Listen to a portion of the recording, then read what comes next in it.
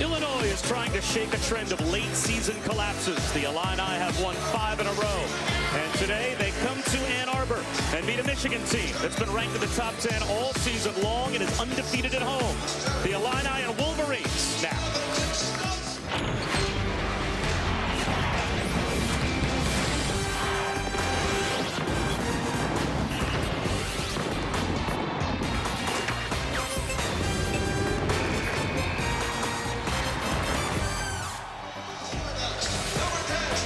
Welcome to the Sunday afternoon showcase, and welcome to a sold-out Chrysler Center. Illinois meets Michigan in a big one of the Big Ten. In the standings in the conference, Indiana, of course, continues to lead the way, but Michigan still has head-to-head games with the Hoosiers and Michigan State. So the Wolverines are still alive for a Big Ten title. Illinois began 2-7 in the Big Ten, but the Illini have resurrected their season. A 5-game win streak. Bob Wischusen, Dan Dockich, the one-on-one, and Dan, they continue to be led by a high-powered backcourt. Yeah, it's a high-powered backcourt as you see the scoring numbers, but more than that, it's been a terrific leading backcourt, particularly that kid, DJ Richardson, who had a team meeting before Nebraska. On the other end, Tim Hardaway Jr. has been an All-American. He was out here 2 hours before the game. Glenn Robinson with a double-double has really struggled, Bob, throughout the course of the latter part of the Big Ten season, but now he seems to find himself being much more aggressive. This turnaround for Illinois, at least according to John Gross, has everything to do with the defensive end of the floor. You believe, in talking to you before the game, that Illinois has to get back to scoring the basketball if they want to win today. And John Gross believes it, too. You have to score against Michigan. Michigan's one of the few teams in the country that can get in the high 70s and the 80s. Watch this today. Watch how many times the ball gets reversed for Illinois. John Gross and the staff charted it. Every time they reverse, or let me put it this way. When they reverse the ball 1 or 2 times, they score over 100% more than when they don't reverse the ball 1 or 2 times. That's something to watch in this game. Well, let's take a look at our starting lineups for both teams, brought to you by Michelin. And for Illinois, Joseph Bertrand had been in and out of the starting lineup, but it's Abrams, Paul, and Richardson starting today in the backcourt, and that's significant for Illinois. 4 guys eligible to start in the backcourt for Illinois. What John Gross does is he grades the defense, then starts the 3 best. So Bertrand's out this time. And for Michigan, Burke, Hardaway, Stauskas, and Robinson all average double figures. Mitch McGarry getting the start at center for a Michigan team that is 15-0 here at the Chrysler Center so far this season, and stretching back to last season as well. They are 30-1 over their last better part of 2 seasons at home. This is a tough place to win in this conference, and no one has done it so far this year.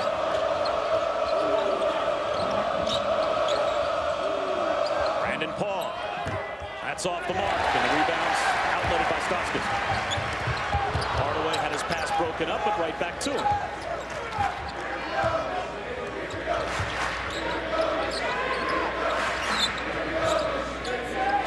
That's interesting. It shows you the level of respect Illinois has for Glenn Robinson, because DJ Richardson guards the best player, and he's guarding Glenn Robinson, not Hardaway Jr. What are the keys defensively, you think, for Illinois today, particularly against a team that, in a way, mirrors themselves? Really good shooting the 3 and driving the ball, but without a post presence that they might run their offense through. What you just saw right there, DJ Richardson stayed in the lane off the ball. So you have to be tight to your men. Both teams do. But the help defense, when you're 2 passes away, has to be there. Richardson was caused the turnover. Paul gives it up, in and out for Tracy Abrams.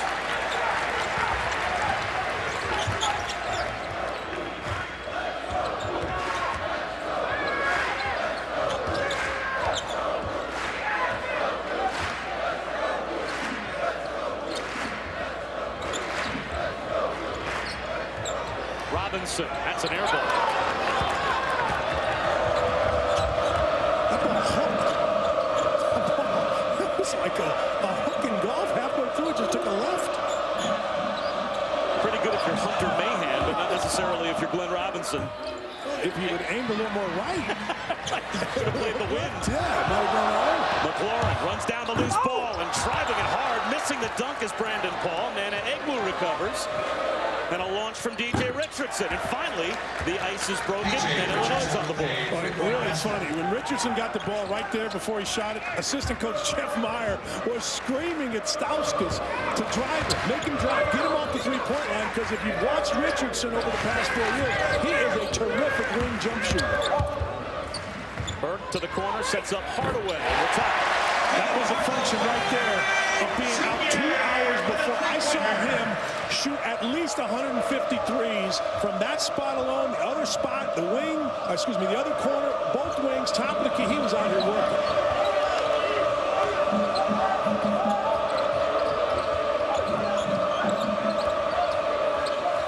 Down low in the post, it's Egwood. That won't go. Fumbled out of bounds, though, by Robinson. Well, John Beilein spoke about the fact that his team, for the first time in a month, actually went a week without having a midweek game. And he took his team to what he called a 2-day mini camp to work on defense themselves, because they've lost 3 out of 5. Now, they've lost 3 out of 5 against some pretty good competition, as fading away and rattling one home is Brandon Paul. Do you feel that teams in this league particularly overreact sometimes to little pockets of their schedule? They might lose a few in that. This is such a deep league. At some point, every team's going to go through a little lull, won't they? I think fan bases overreact and media overreacts. But as we talked to John Gross, he's like, look, we started this 5-game win streak, but we were playing really well before that. So certainly blogs and websites and Twitter overreacts, but I don't think coaches do. But he can shoot from his wings. You have to get out on. The coaching staff is exasperated they've let Richardson get 2 wing jump shots. Blocked by Nana Egwu as well. At one end, was able to spring the transition opportunity at the other. So it's Illinois up by 6. McGarry off the window, and that's the first 2-point field goal for either team. So that's what I was talking about. Lauren was late getting there. He was guarding opposite Egwu, and he was late getting. And when you're late, they score.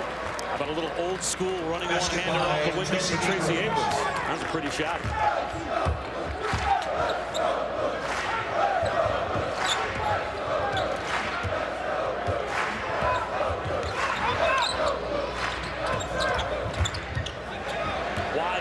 In the corner. A little strong for Glenn Robinson. Richardson with a hand in his face. Throws up an air ball. So that's a difference. Hardaway was right into Richardson as opposed to being about a step or 2 off. When you're a step or 2 off, the shooter uses your hand like the sight of a gun. When you're right up into him, it distracts.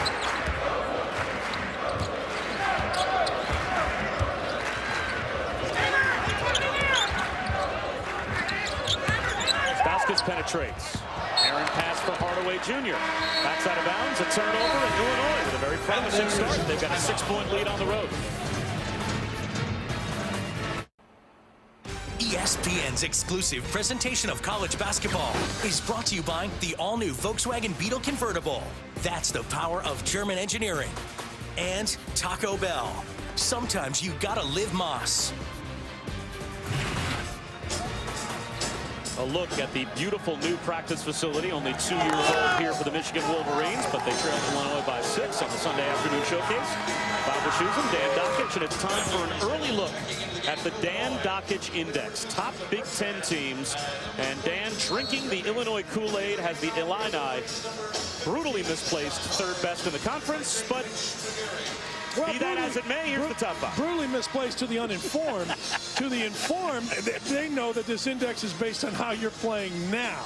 I did listen to you and the great John Shambi and made a definite 1 and 2, although it's hard for me to say Michigan State number 2 to Indiana. I mean, Michigan State makes some free throws. They're going to win that game. But I like what Illinois has done. I love what this guy's done.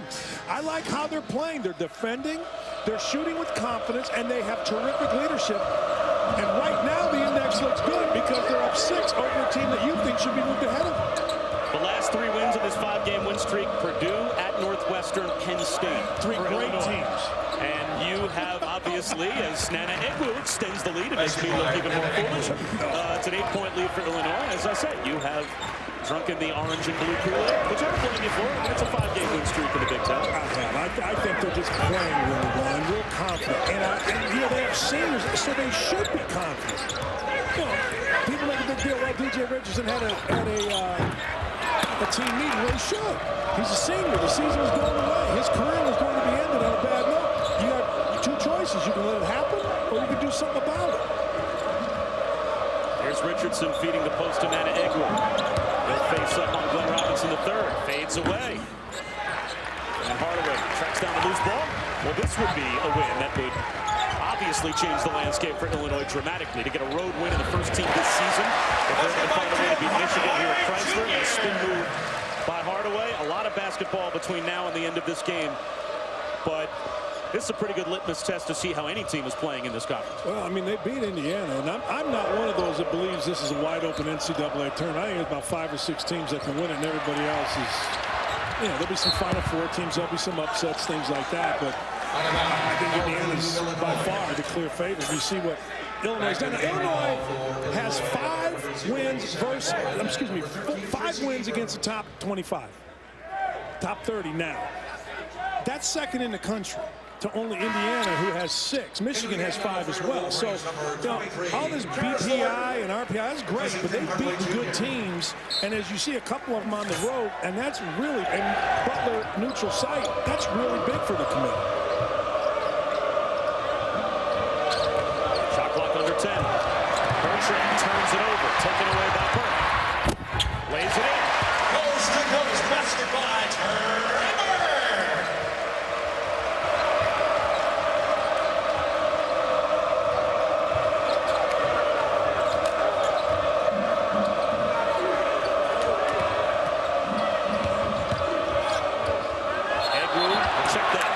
Inside, but he turns it over. Ball to Michigan. I like that John Gross, you know, gets fiery, yells, screams. I mean, there's so much emphasis on bench decorum now, and the referees and coaches don't want to say anything because it gets replayed. Gross doesn't care. He just coaches based on his personality, which is fiery, excited, ton of energy. I love it. Position underneath, and throw down by John Horford. Defensive breakdown for Illinois, and it's a 2-point game. Well, Michigan does that. 2-man game. You're going to have to guard a screen roll guy. You're going to have to figure out how are you going to stop in the middle of the floor, Trey Burke, and then get back and stop the post guy. Abrams, that's a tough floater in the lane that goes. The second time Tracy Abrams has penetrated and able to score.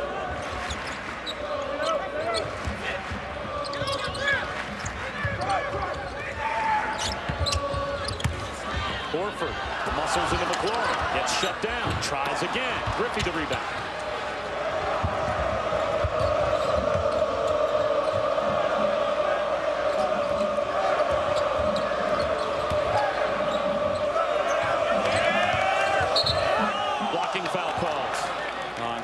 Levert, and we'll step aside.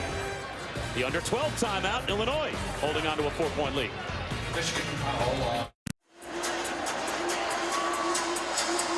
Bob Shoes and Dan Dockett back at Chrysler. Illinois with a 4-point lead, and Coach Dockett takes us inside the play. Well, this is what Michigan does. They put you in a trick bag with a high ball screen. Shooter here, shooter coming out here, and then they go set the ball screen right here. As we roll the film, you're going to see Trey Burke, middle of the floor, which is where you want a good player. Now, pause it right there. Now, here's the man, Griffey, that has a choice to make. Does he guard here? Does he stay with the shooter? What's he going to do? This is what Michigan does constantly. Griffey kind of stays, doesn't really go, no help from Bertrand, and Horford with the dunk. You're going to see this constantly. High ball screen, side ball screen, bringing the ball into the middle of the floor. And then the defender, not necessarily on the ball, but on the big man, has to make a decision. It's a primetime doubleheader on NBA Sunday tonight at 7. Grizzlies at Brooklyn to take on the Nets. And then at 9:30, it's Kevin Durant, the Thunder, taking on Joakim Noah and the Chicago Bulls. NBA Sunday presented by State Farm. Tonight, Grizzlies, Nets at 7. Bulls, Thunder at 9:30 on ESPN and also live on Watch ESPN. You heard it here first. Jordan Crawford coming to the Celtics is going to help the Celtics immensely. Barbosa out, Crawford coming. That kid can score. I mean, really score, and he's not afraid. Now the ball needs to get reversed. This is what Illinois has done better. They swung the ball here at different times.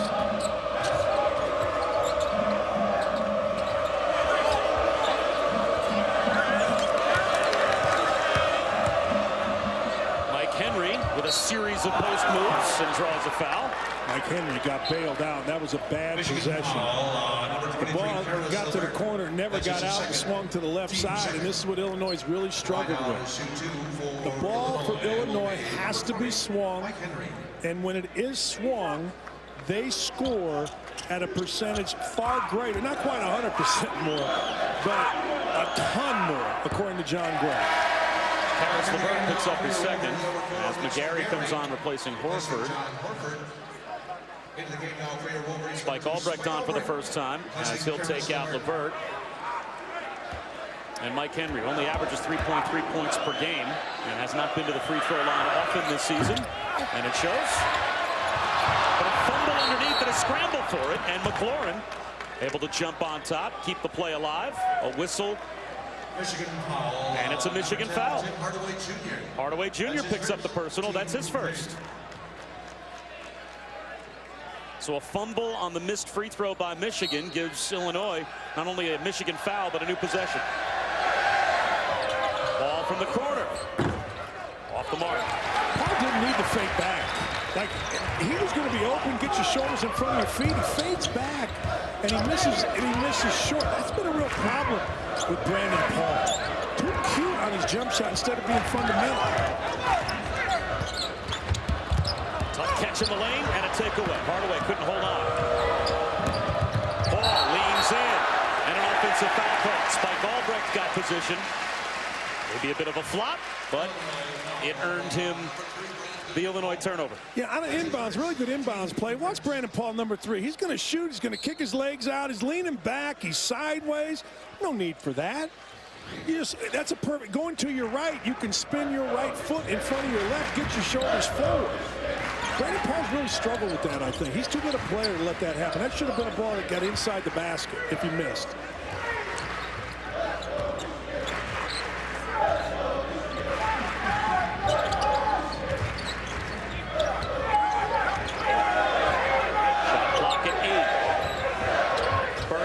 Screen and now moving away is Hardaway. Burke down the lane with the jump stop and the finger roll. Well done by Trey Burke. That was a great move because there was absolutely no offense by Michigan. None. Zero. Just Burke dribbling for 35 seconds, went and got the layup.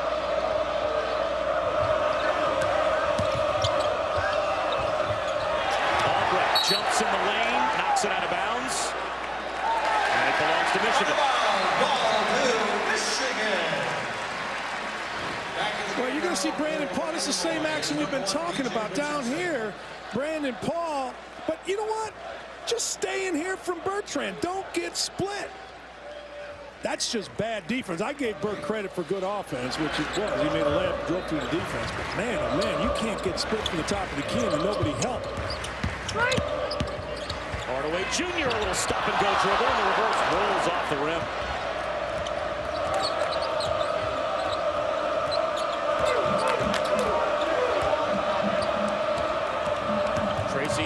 Beats the double team. The weak side follow won't go for Paul, but a foul called on McGarry. Bracket Builder Week tips off Monday with a primetime doubleheader on ESPN at 7. We start in the Big East. Number 8 against number 17 as the Orange beat the Golden Eagles. And then at 9, Kansas will take on Iowa State on the road at Ames. Bracket Builder Week starts off tomorrow night at 7 on ESPN, live on Watch ESPN.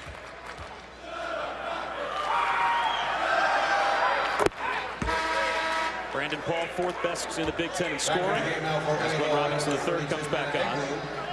Back to the game for your Wolverines, number 1. He replaces Stauskas, and McLaurin sits down for Illinois. And Egwu returns.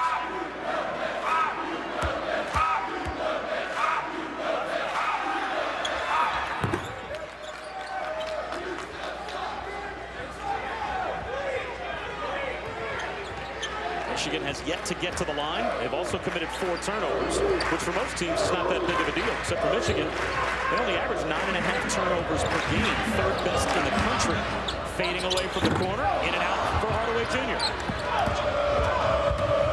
Tracy Abrams shovels one off to Paul. He pulls up. That won't go. Yes, twice.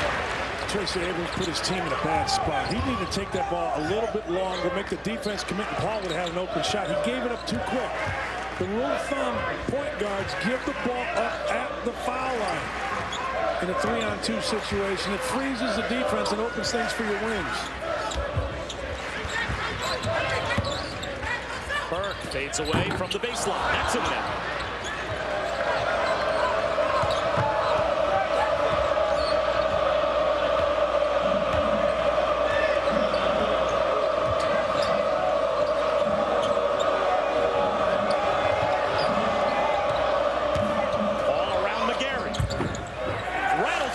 Some English off the window. Great action. It's called low elbow that John Gross runs. It was circling off the top of the key. Or excuse me, circling off the left elbow. Created a mismatch for Paul against McGarry. McGarry, he moves his feet pretty well. No chance. Another Michigan turnover. That's now 5. The lob. Ike Henry has to give it back up outside to Paul. Wide open 3. The tip follow inside for Nana Edward. And John Beeline wants a timeout. And Michigan has called a 30-second Illinois with timeout. an 8-point lead on the road here at Chrysler. The crowd sitting on their hands. The mood here at Chrysler, a little bit worried. And maybe the Michigan Wolverines, a lethargic start. They're down by 8. Yeah, I mean, look, this is just playing harder. Paul going harder than both McGarry and Robinson coming over and help side. And then on the lob, a little bit of a bad pass, but good play by Paul. Nobody blocks out. Hardaway kind of there, but just gets knocked out of the way. This is a Big Ten. If you don't put a body on somebody, somebody's going to knock the heck out of you. Illinois has 6 offensive rebounds. They're outscoring Michigan in terms of second chance points, 10-0. And they've got the 21-13 lead. This whole place is dull. I mean, to be honest with you, it was dull before the game when they kept showing ads for like the Alumni Association. Spike Aldrich gets them up off their chairs and on their feet for the 3, and that makes it a 5-point game. Spike Aldrich has come in and really helped. He's gotten big minutes, or not big minutes, but he's got minutes in big games because that's the kind of kid he is. Griffey can't answer. Here comes Aldrich. Aldrich's not afraid at all. Attacks and is greeted by Brandon Paul. 7.5 minutes to go. What has been a back and forth first half here at Michigan. Chris Cotter in our ESPN College Basketball Studios. St. John's in Pitt from the Garden. St. John's began the day on Joe Lunardi's first 4 out list. Here's Lamar Patterson, 2 of his 5 points. And right now, the Red Storm trailing by 3 with about 12 minutes left to go in that game. Lakers and Mavs in Dallas over on ABC. Mavs with a 3-point lead late first quarter. Back to Bob and Dan. All right, Chris, thanks very much. And Chris Cotter talking about Joe Lunardi's last 4 in, first 4 out. We've gotten a blind resume time as well. It's always a good discussion at this time of the year. We put up a couple of teams' resumes, and without revealing who they are, we're going to do that a little bit later on. So stay with us for what will probably end up being a pretty good debate. Yeah, the whole in and out. Herb Sendik's Arizona State team last night really hurt themselves. Home game, Washington, senior night. Never really had a chance to win the game. It was disappointing for her. Trey Burke couldn't get it in from the deep far corner. When we come back, we'll do our blind resume. A 30-second timeout. Stay with us. We return here to Chrysler, and we told you a moment ago we're going to do our blind resume. We've got some time to sneak it in right here. Now, we already showed you Illinois' resume, so maybe a little bit of a giveaway. They are the team on the left. The next time we have a dead ball, we'll reveal the team on the right. But just looking at that set of numbers, Illinois or the team on the right, who gets in? Oh, I don't think there's any question, Illinois. The team on the right with the 10 conference wins, that's not supposed to make a bit of difference. Strength of schedule, who you beat on the road, those type of things become really important. Maybe both, depending on how many at-large bids there are, how many upsets in the conference tournaments, those kind of things, but certainly Illinois. Shot clock at 6. Burke down the lane with a pump fake and rolls it home. So I hear all this talk, and that's a great move by Burke about scoring in college basketball. Think about Michigan. Michigan has, in my opinion, the best offensive coach in the country. Well, 2 possessions, the ball never left Burke's hand. He's dribbled it for 35 seconds and went and got a layup. That's why scoring is down in college basketball, because guys hold the ball until the end of the clock, darn near every possession, or a lot of them do. Straight away, a 3 that hit the backboard first for Bertrand. And here comes Burke, who already has 6. Second leading scorer behind Deshaun Thomas in the Big Ten. Hardaway pulls up, rolls it off the rim, and Paul has the rebound. And that's the way I'd like to see Michigan play. I know Hardaway missed that, but just keep going and score in the 80s. They're one of the few teams that can get in the 80s. Quick trigger by Richardson. It's a one and done. Burke comes the other way, spins, and draws the Brandon Paul foul. So that'll put Trey Burke at the free throw line. All right, here's the other team in the conversation with Illinois. It's Kentucky. So if you had to choose between Illinois and Kentucky, you're putting Illinois into the tournament in spite of the fact that Kentucky has 10 SEC wins. Well, I don't think there's any question. You're talking about a team in Illinois that's playing in the toughest conference in the country, and Kentucky not so much. I think Kentucky had a great win last night for this year. Certainly not a great win by Kentucky standards. You know, it's funny. You win a game like last night, all of a sudden you're in the tournament. Next time you lose a game, you're out of the tournament. Look, Kentucky, I would guess, would be in the tournament. I would guess they'll get to the finals of the SEC tournament, which will certainly give them enough of a resume. But right now, based on that, I wouldn't put them in before Illinois. That foul, by the way, for Brandon Paul was his second, so he goes to the bench. And now Trey Burke will sit down as well. Spike Albrecht will take over at the point for Michigan.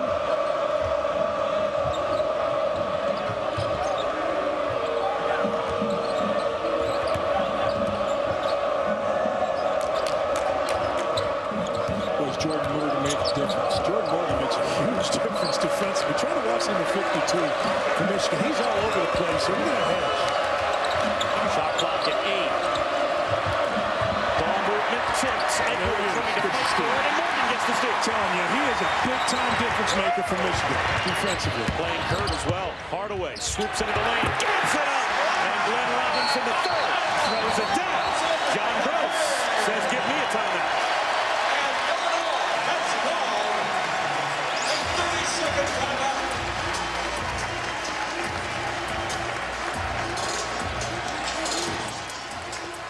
Jordan Morgan came from almost the half-court line to make this steal. Looked like he may have been out of bounds, but that's all right. Spike Albrecht makes a really good play here. Takes it, finds the right man, and Hardaway with another dish to Robinson. That's how Michigan needs to play to be good. Michigan is one of the few teams with enough guys that can go get 80. Like, scoring 60 in college basketball is huge. They can get 80 against anybody if they just get it down the court and stay with play instead of spreading it, dribble, dribble, dribble. That's how Michigan can win national championships. And we've spent the better part of the first half, and I guess rightfully so, talking about Illinois, how important this game would be for them, because they're just trying to fight to get into the tournament to make sure they've got a spot. For Michigan, winning the Big Ten, you coach in this league, it means at least a little something to these teams, and they're certainly in the mix still for, if not outright, a share of the Big Ten title. And if Michigan is able to put together some impressive wins down the stretch, you think that's still a team that ought to be a 1 seed. Yeah, they've only lost 4 games all year. No, it doesn't mean just a little to these coaches in the Big Ten. It means a ton to coaches in the Big Ten. And Michigan loses this one, they're out of the Big Ten race. Win this one, they still have a shot because Indiana's got to come here. Indiana's got to play Ohio State, and Indiana's got to go Minnesota. Abrams, good job to keep it alive off his own miss. It's an 8-0 Michigan run, though, that is tied at 21.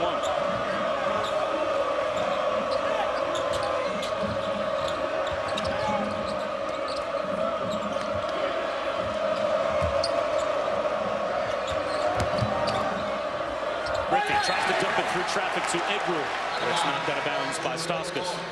Back in the game now for your Trey Burke comes back in, replacing Albrecht. Albrecht gave him some great minutes right there. He's a kid that was picked up late when Michigan thought they were going to lose Trey Burke to the NBA. Michigan was looking at another kid, saw Spike Albrecht at a prep school. Bad switch, nobody talked. And Griffey can't throw it down. He'll go to the free throw line. But Glenn Robinson Jr., or rather, Glenn Robinson III gives the foul, saves what should have been a dunk for Griffey. Well, watch here, missed switch between Robinson III and Stauskas. You see them there, nobody communicated between the two of them, and that's being freshmen. And one of the things Glenn Robinson has to do, same thing as Cody Zeller, is get more assertive. Like, that kid right there has real talent. I was talking to NBA scout before the game. He's going to be drafted ahead of a lot of these guys because he's young and has real talent. But to maximize his talent, Glenn Robinson III has to become more energized, more vocal. And the same thing with Cody Zeller in Indiana. Has to demand the basketball more. Too talented just to be another guy on the court. That foul did save his team a point.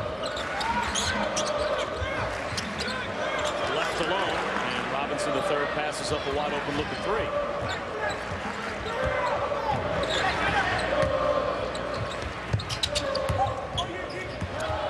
Poked away. Robinson recovers. And an ugly possession with 4 on the shot clock ends up staying with Michigan. But they'll have to inbound deep in the corner. Key here for Illinois.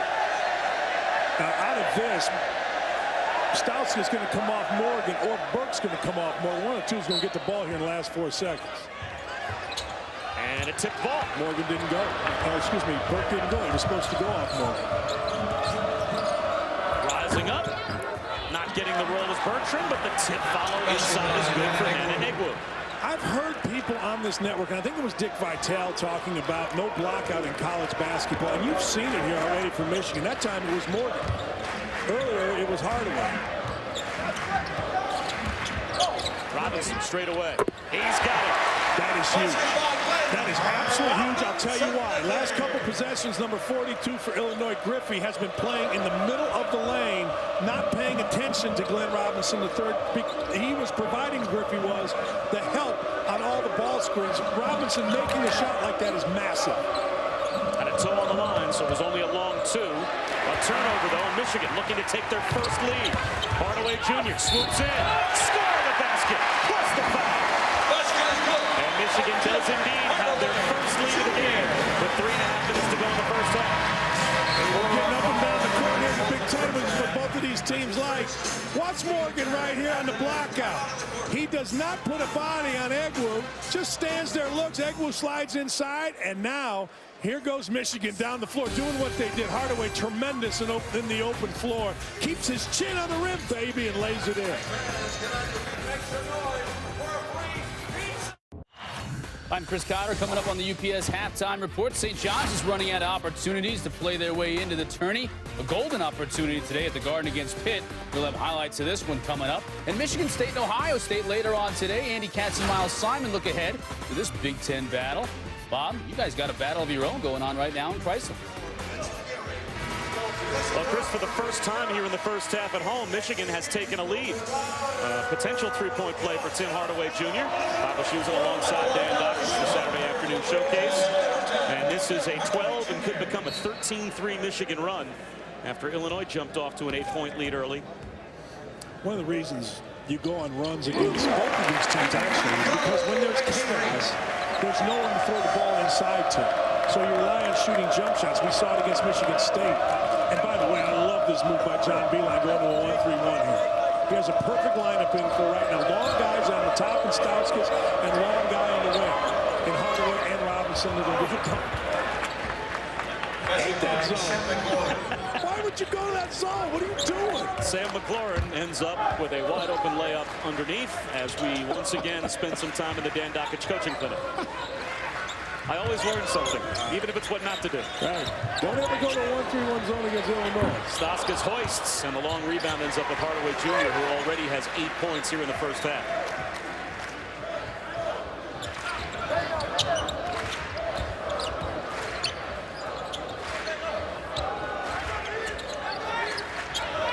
You know, they've had McGarry open, and Hardaway and Stauskas, or Robinson, both missed it. Wouldn't throw it in.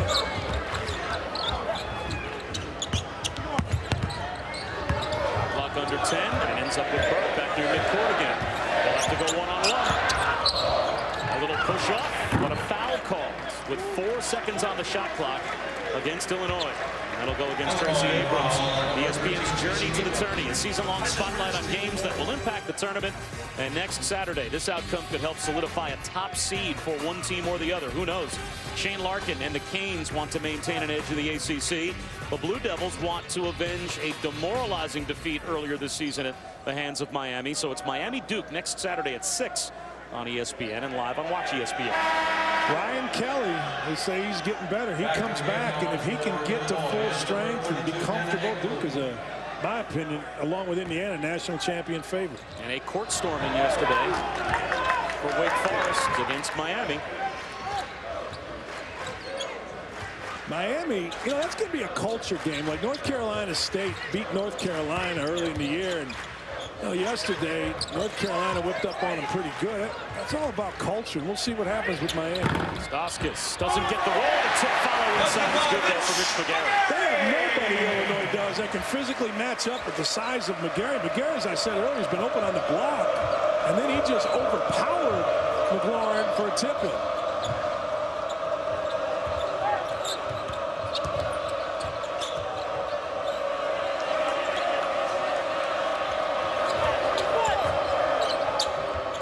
Richardson has had a quiet offensive first half. He's on the far side, away from the action, as the runner goes for Joseph Bertrand. Good defense, kept the ball on the side. Trey Burke came to help, but better offense. Really good shot by Bertrand over Burke.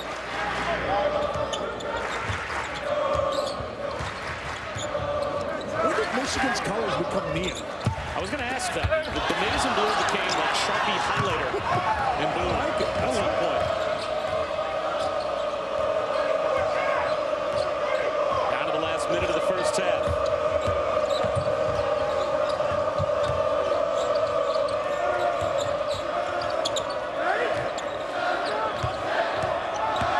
Egwood resets with 12 to shoot. Now Abrams with 7 on the shot clock. Dribbling a lot of time down. This could result in a bad shot. And it does. Tip from Egu out near midcourt. A lot of contact. And a foul will be called on Mitch McGary. Both teams with fouls to give. That's only team foul number 6 against Michigan. Illinois only has 14 fouls here in the first half, but that's the second on McGary. Back in the game now for your Wolverines, number 52, Jordan Morgan, replacing Mitch McGary.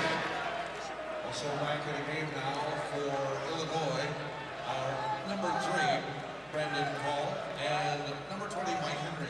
Mike Henry and Brandon Paul check back in, as now Illinois can hold for the final shot here in the first half. Well, Brandon Paul needs to get the ball at some point late clock this possession. DJ Richardson is Illinois' leading scorer in Big Ten games. He averages about 15 points a game in Big Ten games. He had 2 shots early. He has 6. We haven't heard from him since. It's Paul. Late clock. 6 seconds to go. Paul, step back 3. Kisses it home. Trey Burke, right to the floor. It goes.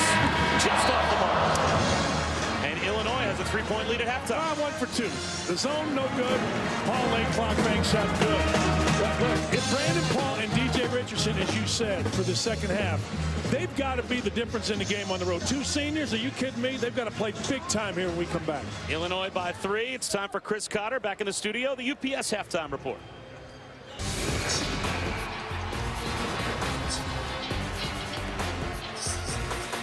Welcome back to the Sunday afternoon showcase, set for the start of the second half between Illinois and Michigan. Papa Shoes and Dan Dockich.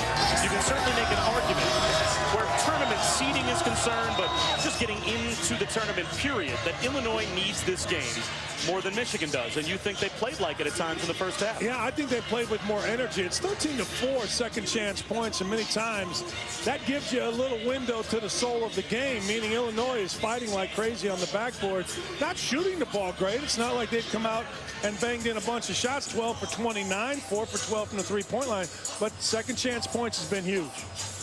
On the hustle board, you can see 6+ in the rebounding differential and 8 offensive rebounds to 3 in favor of Illinois. We'll take a look at our one-on-one update, and Brandon Paul and DJ Richardson with a 4-point advantage as well over Tim Hardaway Jr. and Glenn Robinson III. Yeah, I expect this to be a trade, but 15 to 18 point half if Michigan's going to win the game. Burke finds McGary rolling, and McGary rolls it home. A nice reverse. In the first half of the game, we told you the bigs involved a little side ball screen with Trey Burke. That time nobody came over. McGary with a great move, but you're going to have to defend that. You're going to have to switch it, trap it, or get help from the corners.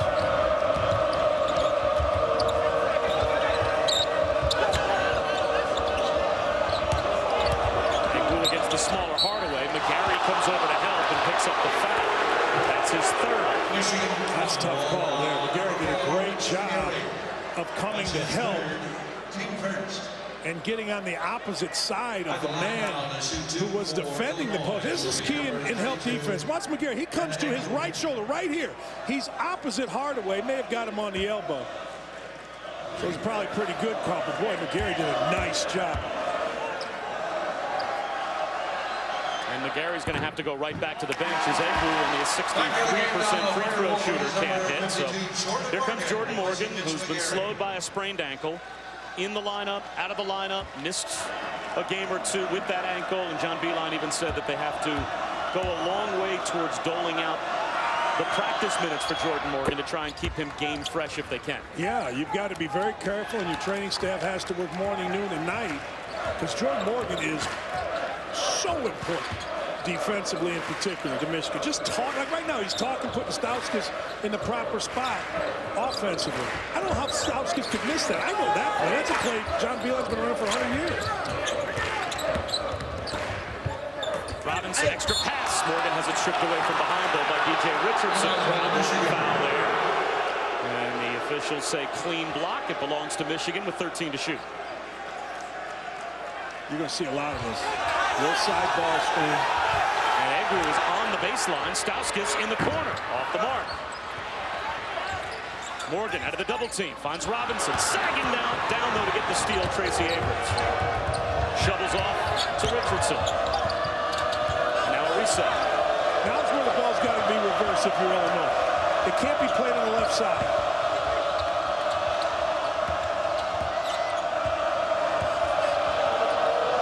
They have nothing there until they reverse it. I'm telling you.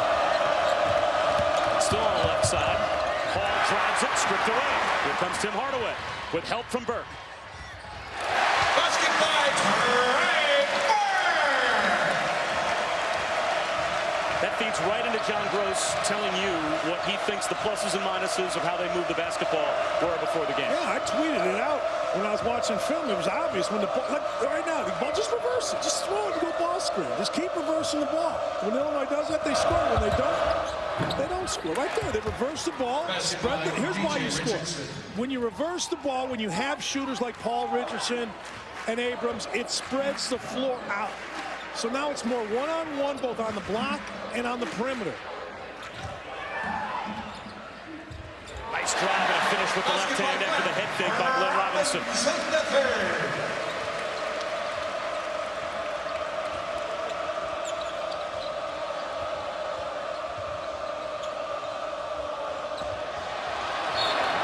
It belongs to Michigan on the turnover. And Hardaway shaken up. This is easy to draw because nothing happens. The ball started on the left side, stayed on the left side. And I'm sorry, this was the second one. This was after it was reversed to the left side. The previous play, it had stayed, never got to the right side. As you see, Hardaway took a shot. He might have gotten poked in the eye or in the mouth. It was right as he was trying to attack the ball. And right there, caught a hand to the face from McLaurin.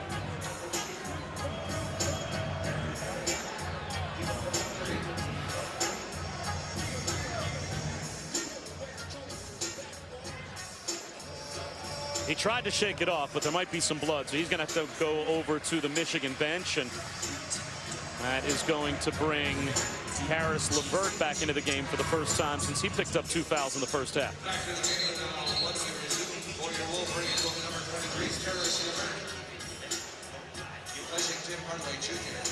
Ouch.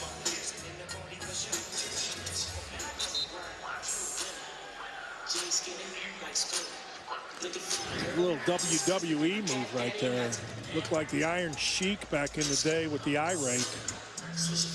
Normally, when the match with Sergeant Slaughter exited the steel cage, don't you think that was the kind of move he made against the railing when the match spilled onto the floor? I do, but when Superfly Jimmy Snuka got on the top rail, things like that happen. Guy's nose gets busted up. And was there ever anything more electrifying? Nothing. In the Snuka on top of the cage. Not on the top turnbuckle, on top of the cage. Better yet. And it's a whole different ballgame. We could go for a long time.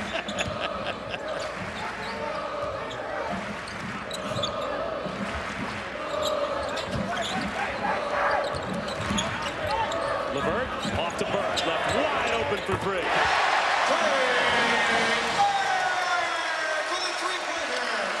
Now that's the third option on the side ball screen. Side ball screen, roll the big, replace with the shooter.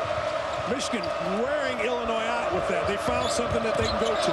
DJ Richardson, whoa, flip up for an offensive foul call as Morgan stood his ground and took the charge. That's the first foul on DJ Richardson.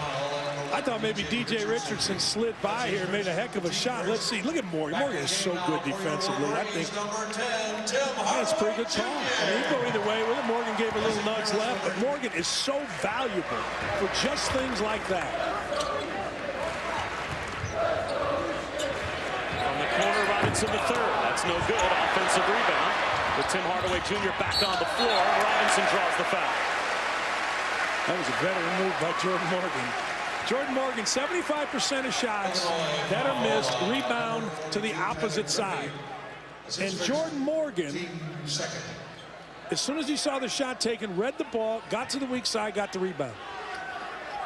Griffey called for his first. Stowski's getting ready to hit a couple, I think. He was wide open in the corner, but they passed him up, and now a reset to Robinson the third.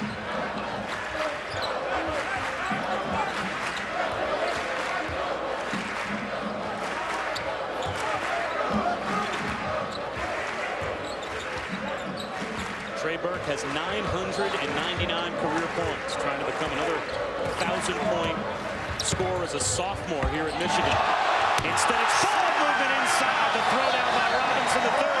Off the feet from Jordan Morgan, who keeps on making plays and forces Illinois to call timeout. Now this timeout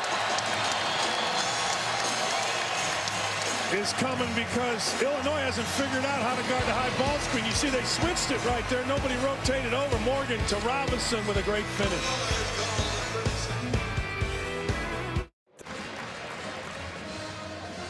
Michigan opens the second half with an 11-3 run to take their largest lead as they find themselves up by 5. And just as John Beilein has had an incredibly positive effect on the basketball program, that man has had a very positive effect on the Michigan football program. And Glenn Robinson Sr.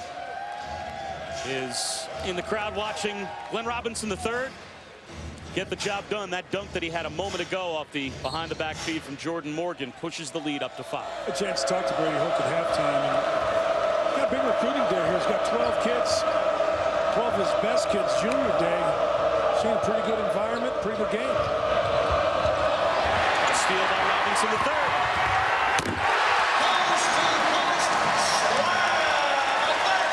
Off the timeout by Illinois. It gets worse for John Gross's team. They're down by 7.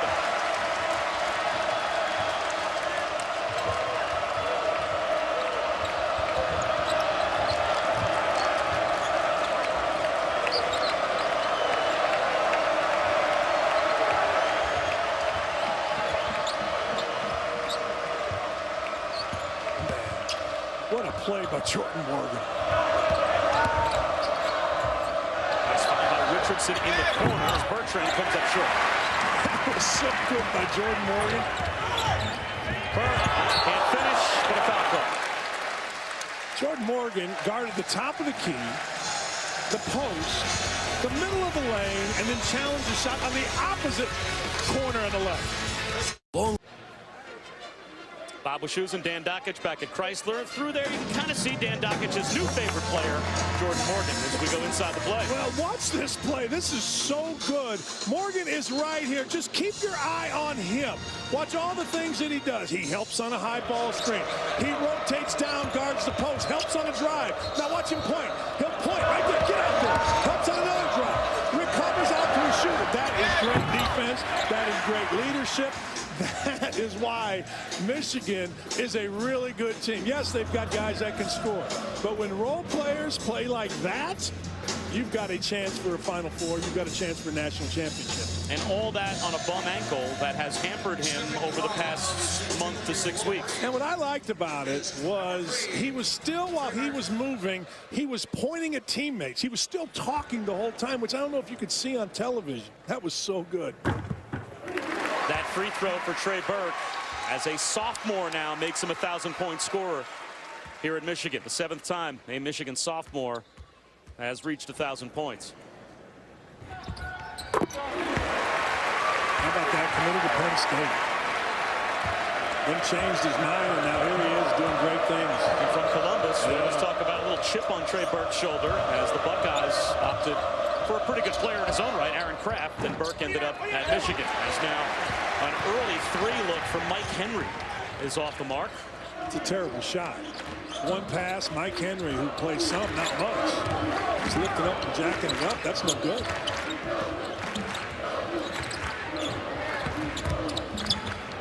Hardaway Jr. fades away, comes up way short. You've got to know what's working. And what's working is Burke with a ball screen, whether it's just a little bit on the wing or at the top. It looks like a blocking foul will be called on Jordan Morgan. That should put Tracy Abrams at the free throw line. And here's a look at all of the sophomores in Michigan history that by their sophomore season have reached 1,000 points. Here's the group that Trey Burke joins, including a couple of guys that were part of the Fab Five. A little surprised Juwan Howard wasn't on that list, but there's not enough points to go around. So many basketballs back in those days to shoot. A couple guys that got Michigan in trouble right there on that list. It's a good time to point that out. He celebrates Burke's accomplishment. Jordan Morgan gets a much-deserved hand from the crowd as he sits down.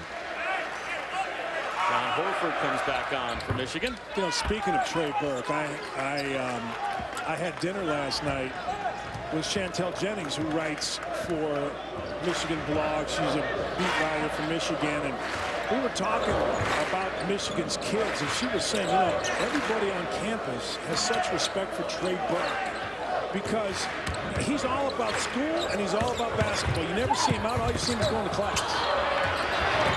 Just about turned it over there. Save nicely done by Hardaway, but Abrams takes it away.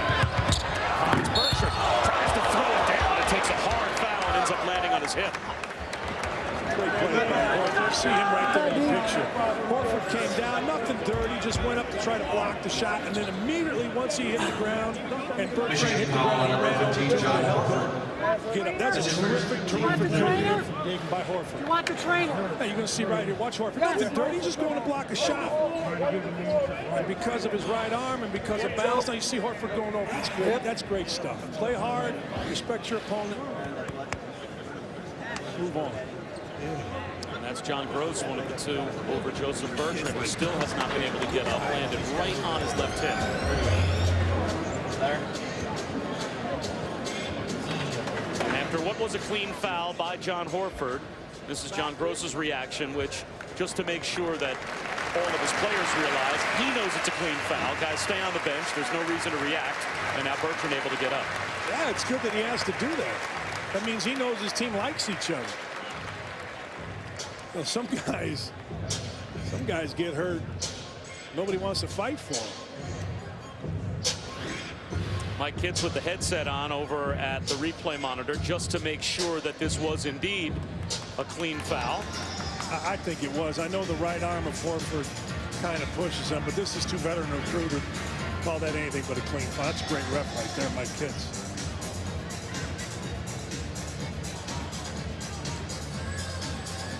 So you hope Joseph Bertrand can shake it off. And we'll see who will shoot the free throws. It's going to be Sam McLaurin. Obviously, Michigan has that choice, and it'll be a 58% free throw shooter that is stepping up to shoot the shots in place of Bertrand.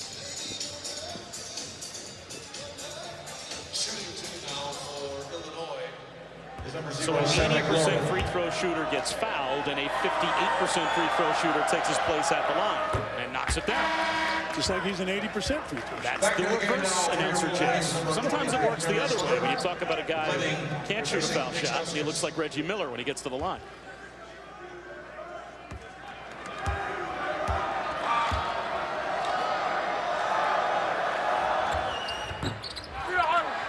Back tap by Henry, taken by Burke. So it's a 6-point lead for Michigan. You get the feeling as if Illinois has taken the punch and that they're still very much in this game, or that this is still a little bit of a danger zone for them, how they've struggled offensively. They haven't figured out how to play that right there. And they did a pretty good job. That's as good a job. Now you have to do it again. This little ball screen has to be figured out. Watch Henry, number 20, at the bottom of your screen. He's key in this. Clock at 6. LeVert hits a three. Well, you'll take that if you're Illinois. feet, you'll take that. Henry did a good job of helping. If they can continue to play defense like that, this will go down to the wire.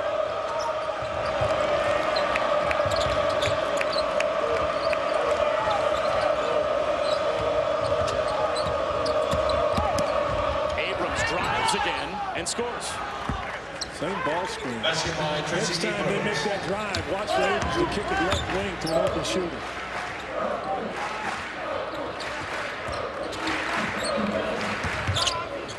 In the third, nice find in the corner to Burke for three. That's a little too strong. Illinois, so far this season, has outdistanced their opponents' points off turnovers by 5.6 points per game. They're 13 points to the bad so far today. Well, they obviously want Henry to shoot it, because he's not bashful at all. Hardaway Jr. fouled. He went up strong to try and finish on the baseline. That'll put Tim Hardaway Jr. at the free throw line.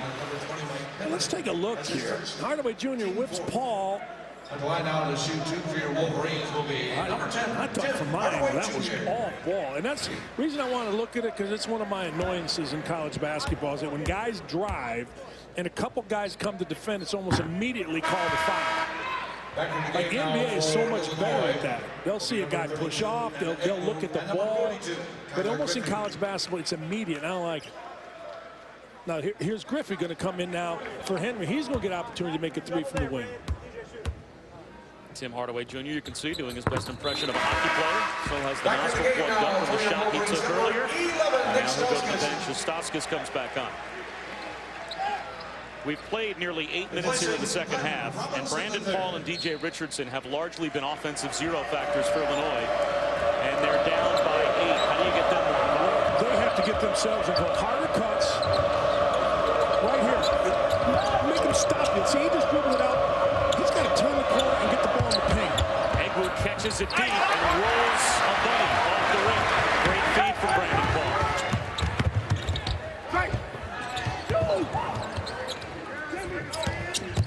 Hardaway Jr. leans in, no good. Richardson with a chance for a run out. The difference there, great shot, because Burke forced the pressure. Griffey wide open. Rattles home a triple. That's a big shot. Down by 5. That's great action by John Burke.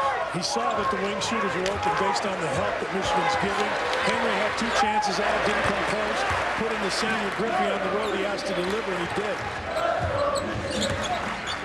Brandon Paul would do himself a lot of favor, get more aggressive on the ball defensively as well against the freshman Levert. All right, watch 42 now. 42 now out of position, and it's done. Horford throws it down off the feet from Burke, who was #1 in the Big Ten and #9 in the country in assists. You have to trap that if you're Illinois. You've tried 3 or 4. You just have to trap him, get the ball out of his hands, and hope guys aren't drilling threes on him. Griffey, turn around. He's got another. Back-to-back jumpers made by Tyler Griffey.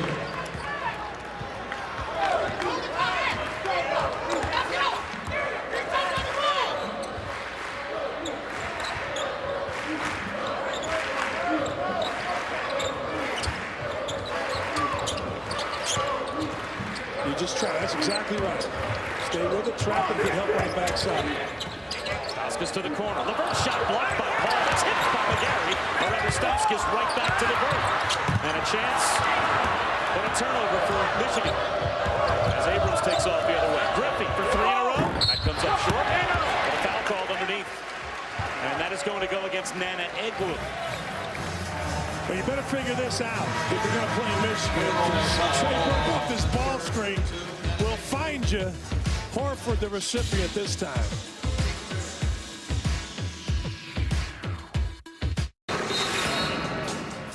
Well, Michigan with the ball screen. You see right here, McGarry, little ball screen roll, help late. This is what you have to guard. McGarry with a little, how's your father? Underneath, I like that. And now here's the other option. Roll, replace with a shooter, knock it in. How do you defend it? You switch, you trap, you make everybody other than Trey Burke handle the basketball. And then you run him off the three-point line. You run Stauskas off the three-point line and make him a guard, make him a driver. But you cannot let Burke into the middle of the floor because he'll kill you every time. Trap him. Switch it.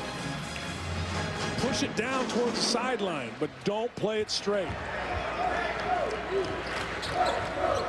We'll see what Illinois is able to get done at the defensive end, and if they can get their top players involved offensively. Estoskas with a wild layup.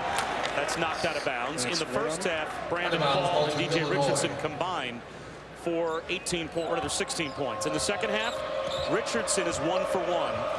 Brandon Paul has not had a field goal attempt yet in the second half, and we're past the midway point of the half. Again, though, there's Richardson for 3. It's no good. When Paul and Richardson are getting ball screens, they're just dribbling it out towards half court and reversing it. Basketball is not a democracy. Screeners screen, scorers score. Rebounders rebound. If Illinois is going to go down in this game, it's got to be Richardson and Paul blasting away. Between the two of them, it's only 2 field goal attempts for Richardson in the second half so far. Karis LeVert has tried about as many shots as those two have. I'm telling you, in this game, some other games are different, but in this game, when Trey Burke doesn't have the ball, Michigan looks lost.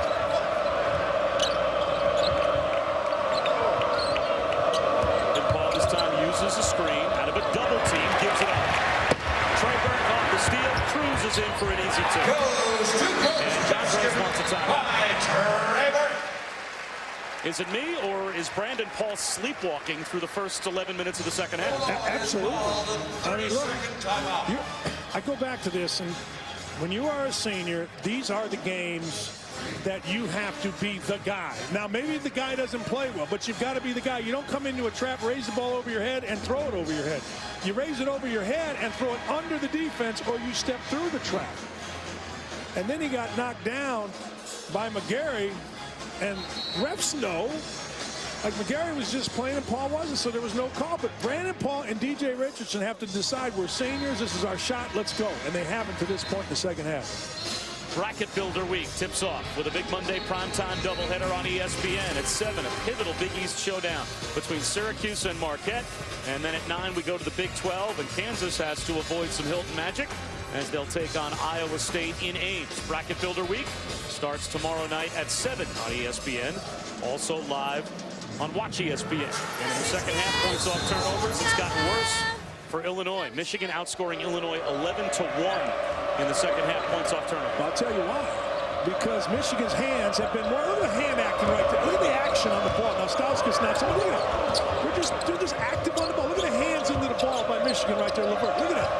That's why they're getting more points off turnovers. And look at that deflection. I got excited there, Bob. I think it's great. You were in the zone. I wasn't even here. I enjoyed that. Back in the game now for Illinois is number 2, Joseph Bertrand. Bertrand comes back on, so he shakes off a hard landing he had on the hip earlier. And Brandon Paul will sit down. The bomb to the backcourt, tracked down by Griffey, almost an interception by Karis LeVert. And now Bertrand. At least he drove the basketball, had it blocked from behind him. McGarry through traffic, can't finish with the left hand, but he'll go to the line. Man, is Glenn Robinson good. I mean, I remember a couple years ago watching the State of Indiana AAU tournament. He was 6'3", about $150. Now he's 6'8". Looks like his dad, big and strong, handling the ball. And there's his dad, the best Big Ten player, not named Cheney or Alford that I've ever seen, and maybe the toughest guy that I saw playing the Big Ten, Glenn Robinson from Gary Roosevelt High School. Back in the game now. Man, he handled it like a guard, Robinson did. And made the pass at the right time to his former AAU teammate, McGarry. A foul on Griffey was his second. A pair of misses at the line for Mitch McGarry. So Illinois, in spite of Brandon Paul not being a factor at all here in the second half, now finding himself on the bench. Lead down by 7. A lot of time left. Look at McGarry move his feet. Look at the ball because Mitch McGarry got out, moved his feet. Richardson sets up Griffey. He hits a 3. Again, Richardson taking the ball into the paint. John Gross told us when the ball touches the paint, there's no paint on this court, but when it gets into the lane, they score 2 times more than when they don't, which makes sense for almost every team, but sometimes Illinois forgets. McGarry faces, comes up short. Telling you, when Burke does not have the ball in half court, Michigan is a bit of an offensive train wreck. And right now they're only up by 4 as John Gross's team very much in the game. ESPN's exclusive presentation of college basketball is brought to you by Wendy's, proud sponsor of the 2013 John R. Wooden Men's Player of the Year Award. Chris Cotter in studio. ACC game as we speak over at Cameron Indoor Stadium. Wooden Award candidate Mason Plumlee emphatic with that deuce. Duke all over Boston College right now, 24-9, about midway through the first half. Other games in the Big East, St. John's blowing a golden opportunity at home against Pitt, and Notre Dame all over Cincy. Bob, Dan? All right, Chris, thanks very much. You know, championship week is right around the corner. And that would be a really good time to have the Watch ESPN app, as ESPN College Basketball is available live anytime, anywhere on your computer, tablet, or smartphone at watchespn.com and with the Watch ESPN app. I mean, basically, for about 9 straight days, we'll have 3 games going at all times, constantly. Yeah, I mean, I say it all the time. It's the best invention since the fork. It's must-have. I'm mad on my iPad. For some reason, I'm not getting any service. So I'm not going to rip the company that I use because probably not right, but they need to get straightened out. We still have 7.5 minutes to go in this game. You're going to stay with me? I've had some walk-offs. Abrams picks up his dribble, splits the double team. And Griffey, who has been the hot hand offensively here in the second half for Illinois, basically kept them in the game. Shot clock down to 11. Griffey comes to set the high screen with the shot clock at 6. Abrams drives it, gets caught under the basket. Shot clock at 2. Throws it over the backboard, and that skinned the rim. But it's trapped down by Burke in midcourt. Burke gives it up to Hardaway. Hey, Burke just out-hustled DJ Richardson for the ball. Richardson led with his chest. Burke led with his head. And there's a heck of a difference when you're going for a loose ball. And that resulted in a 4-point play. 2 that Illinois didn't get, and 2 that Michigan did get. Good hustle again. As this time, Karis LeVert forces the turnover, and Richardson fumbles it out of bounds. And here's what I'm talking about. Watch one guy, Richardson, in the back of your screen. He leads with his chest, his arms. Trey Burke goes and gets the ball. The last 3 feet are yours when pursuing the ball or in the post. The last 3 feet. Go get the ball. What are you doing? Burke for 3. Got it. Just let him take over for Michigan. Just get him the ball and forget the rest. 19 for Trey Burke, right on his average. Again, Abrams picks up his dribble and needs some help. Richardson forces a 3. And Illinois is in big trouble with 5:50 to go. Wide open is LeVert. Another 3 goes down for Karis LeVert. That's his second, and John Gross knows his team is in big trouble. And Illinois has gone a 30-second timeout.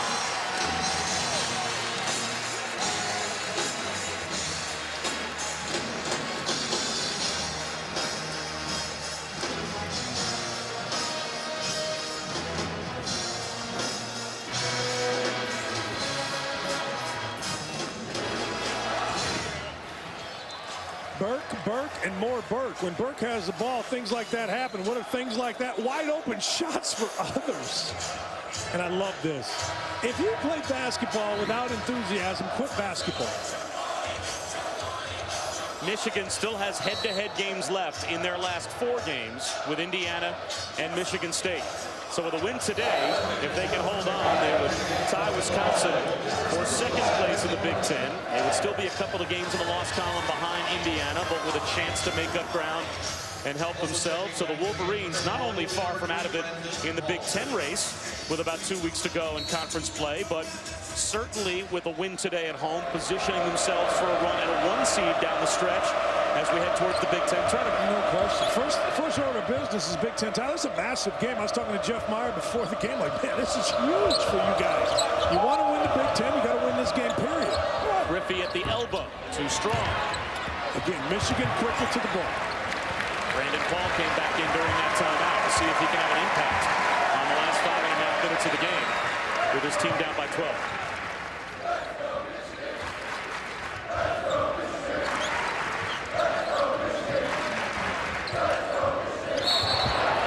Foul called on McLaurin as Jordan Morgan was trying to slip to the goal. Let's take a look at what is left for Michigan. Obviously the big games against Michigan State and Indiana, but on the road at Penn State, on the road at Purdue as well.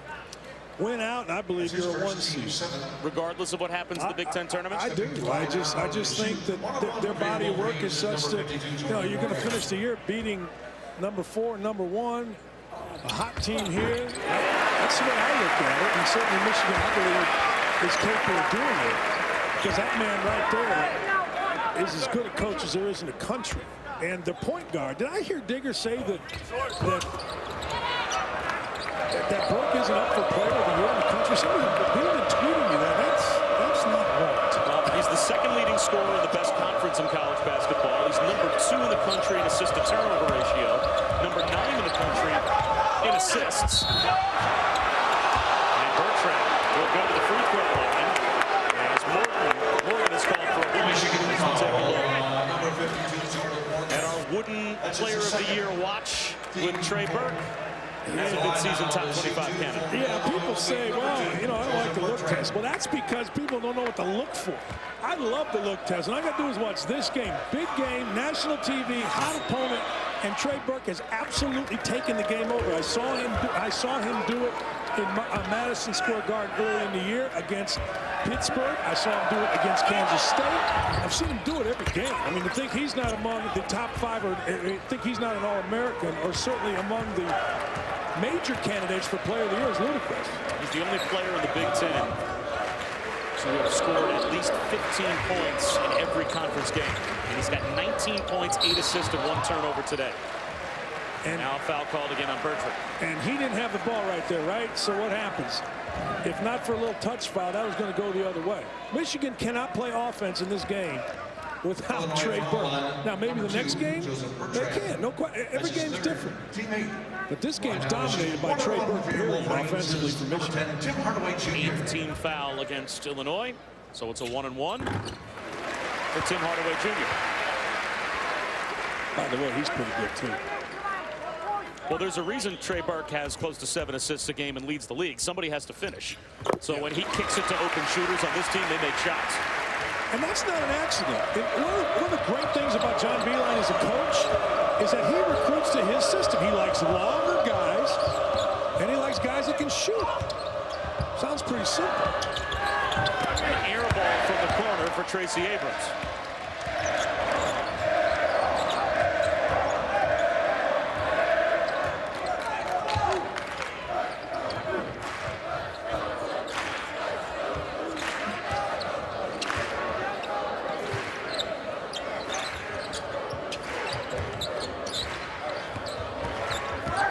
Turns the corner after getting the screen. Sets up Hardaway for another wide open look. That's no good. Back tackle by Morgan. Right to Burke, and he knocks it down. There's my guys. Morgan has been great in this game. Has really not very many. He's got no stats. But who cares? He's been great. And there's another example. A little back tap. Burke knocks it in.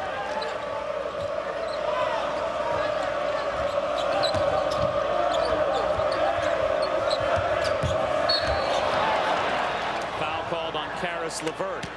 Only team foul number 5 against Michigan with 3.5 minutes to go. Illinois is in trouble here in Ann Arbor. Chris Cotter in studio. Big East action. Notre Dame and Cincinnati. The big fella. Jack Cooley is going to eventually get it on the baseline. 2 points for him. Notre Dame with an 11-point lead. The Bearcats have lost 4 of 5 coming into this one. They are going in the wrong direction. Duke is not, leading Boston College big in Pittsburgh earlier in the day with a 16-point win against St. John's.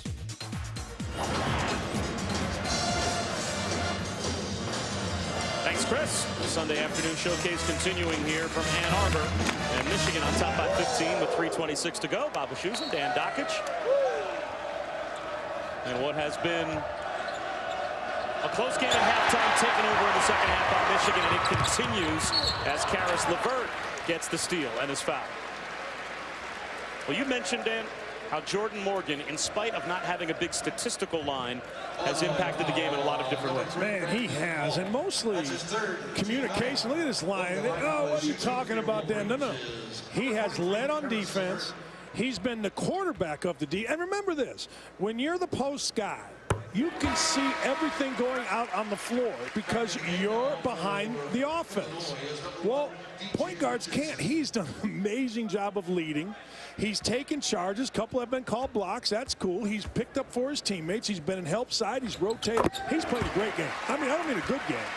I mean, if you're a coach and you want to show a player on your team how he should go about contributing, show him this tape and focus on Jordan Morgan.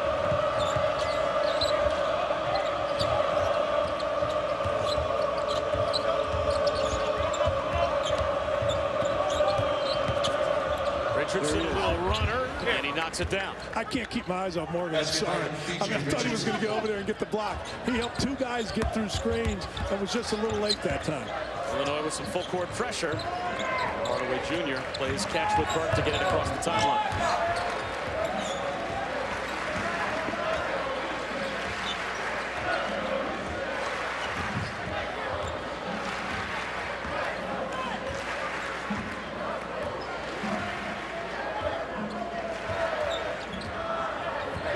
Burke with the shot clock winding down.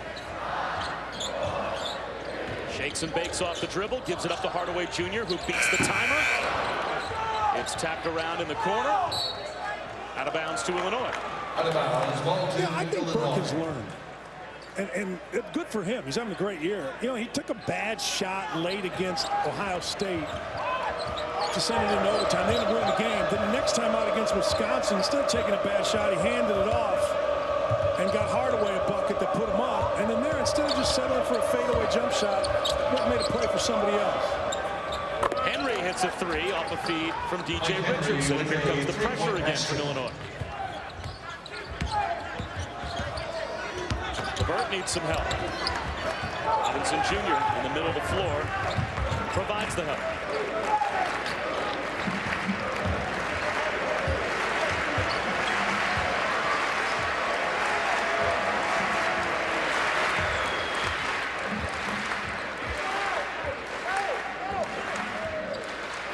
Burke dribbling the clock down to 7 again to shoot, drives it, and draws a foul.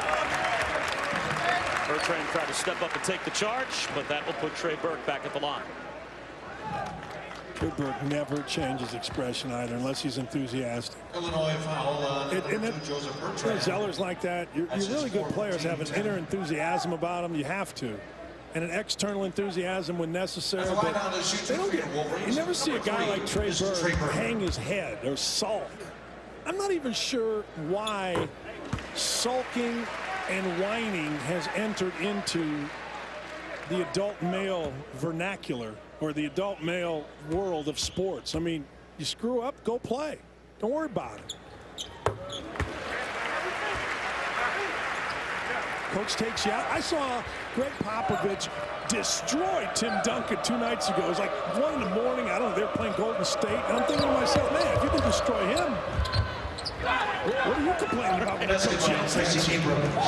Pretty finger roll by Tracy Abrams. And now a timeout called by Michigan. Again, Illinois with some pressure, but it might be too little too late. Let's take a look at what Illinois has left. And we talked about the fact that they have those 4 wins over the RPI top 25. They're obviously, it doesn't look like going to get one here. They've got 2 very winnable games against Nebraska and at Iowa, and then close out the season at Ohio State. Then the Big Ten tournament. So where do you think the Illini factor in right now? Obviously, they're on the good side of the bubble. If you were going to put together a 68-team field today, there's no question Illinois would have to be a part of that field with the quality wins. But are they in any danger if they struggle down the stretch? I think this, you know, everybody talks about these guys are in, those guys are in, and by the time, you know, us analysts get done, there's 97 teams in the NCAA tournament. Right. think a lot of it depends on upsets in the conference tournaments. You know, who's going to get in? Is Air Force going to make a run in the Mountain West? Things like that. But because of their quality of wins, because they've won some away from the Assembly Hall in Champaign, I do think they're fine, but I will say this. I'm a big believer in Fran McCaffrey. I am. I know they lost yesterday. They were up 19. They lost Nebraska. But going to Iowa is not going to be easy at all. Joe Lunardi right now has Illinois not only in, but as an 8 seed. How much that could change based on what their stretch run looks like, we'll see. And they still have that game against Ohio State coming up on March 10th to close out the regular season. That could be huge for Illinois as Joseph Bertrand is fouled out. I think every game right now is huge for a lot of teams. I mean, you know, we saw yesterday what happened to Arizona State. We've seen what's happening to Minnesota. You know, you can't. Indiana State got a nice win yesterday against Iona, but you know, they have some good wins, beat Miami of Florida. They're not in. I mean, you better win. I mean, it sounds stupid, right? But you can't lose to Nebraska. You can't give one away at this time of year when you're riding the bubble.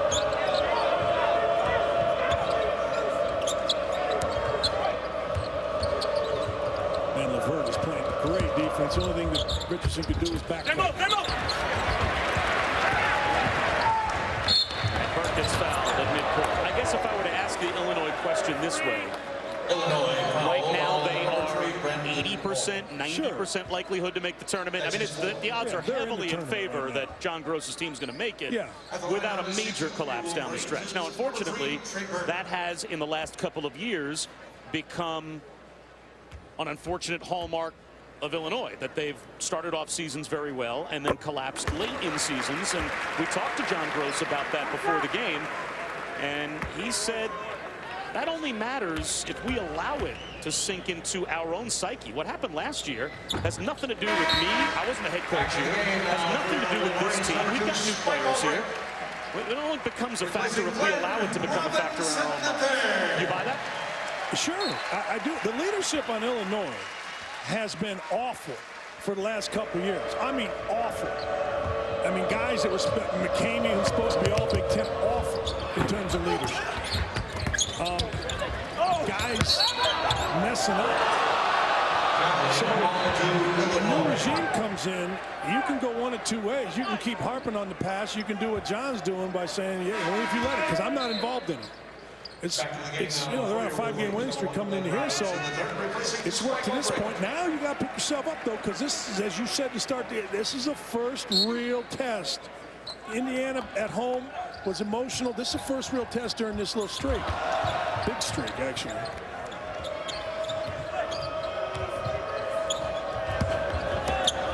Egwu underneath. They're going to lay it up and in. Out of the last 35 seconds. And Illinois with no quit, still picking up with some full court pressure.